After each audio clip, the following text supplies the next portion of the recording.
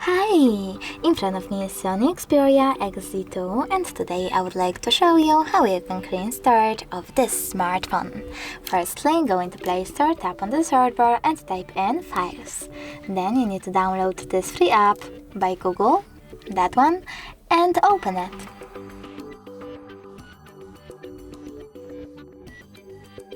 Following that, choose Continue, tap on Allow and select Clean at the bottom left corner. Now you need to select Clean under Junk Files and Clear in the pop-up. And now, as you can see, storage of my device was successfully cleaned. Thanks so much for watching. If you enjoyed this video, don't forget to leave a like, comment and definitely subscribe.